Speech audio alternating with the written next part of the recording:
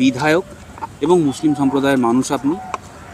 ইজতেমাকে সবাই বলেছে, সমস্ত রাজনৈতিক দল এবং ইজতেমার যারা কমিটি তারাও বলেছেন সবাই আসতে পারেন। আজকে আপনাকে গো ব্যাক স্লোগান দেওয়া হলো কেন? সেটা ওনারা বলতে পারবেন, আয়োজকরা বলতে পারবেন। ওনাদের কাছে প্রশ্ন রাখুন। ওনারা বিশ্ব ইজতেমার নাম দিয়ে বিশ্বের মুসলমানদের প্রতিনিধিত্ব করছে বা আয়োজক করেছে, গোটা বিশ্বের মানুষকে আহ্বান করছে, মানেই তো বিশ্ব ইজতেমা।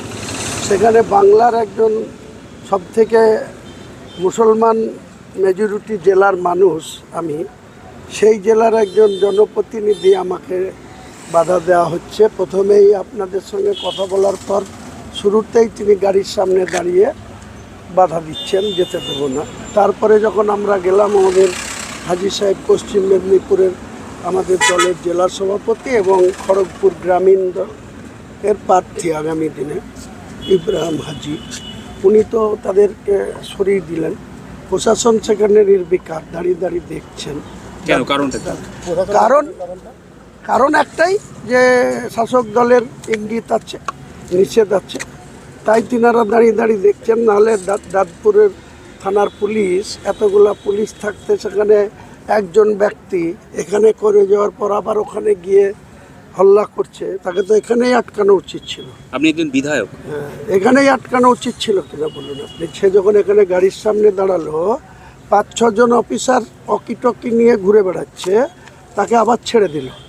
সে ওখানে গিয়ে আবার এসব বলছে। এসবের জবাব আমরা দিতে জানি, ঠিক সময় মতো জবাব। এটা কি তৃণমূলেরই চক্রান্ত?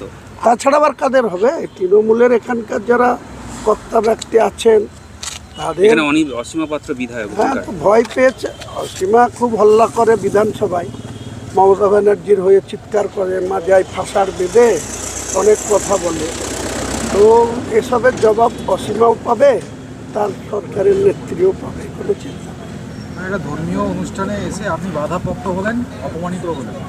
আমি এতে অপমানিত হইনি। আমাকে উপরওয়ালা সম্মান দিলে এরকম অসীমা পাত্র, এরকম তার কোনো নেংটরা কিছুই করতে পারবে না। আপনি বলছেন ইজতেমা কেউ করেনি, এটা তৃণমূলই করেছে? না, ইজতেমার কে করবে? ইজতেমাররা, তারা আয়োজকরা তো ওখানে ছিল না। এখানে তো একজন ব্যক্তি, তার সঙ্গে যারা ভলেন্টিয়ার, তারাও তো কী ধরনের আচরণ করছে আপনারা তো চোখের সামনে দেখলেন। আপনাদের ক্যামেরা তো অন ছিল। উনি তো কাজী সাহেব তো ছিলেন ওখানে, পুরো তো ওনার ক্যামেরা অন ছিল। নিন, আপনারা এখানে ছিলেন, তারপরে উনিও তো সঙ্গে ছিলেন। তো সেটা তো আমার বলার অপেক্ষা রাখে না। এটা কি আপনি গুরুত্ব দিচ্ছেন বিষয়টা? গুরুত্ব এমন কিছু দেওয়ার বিষয় না।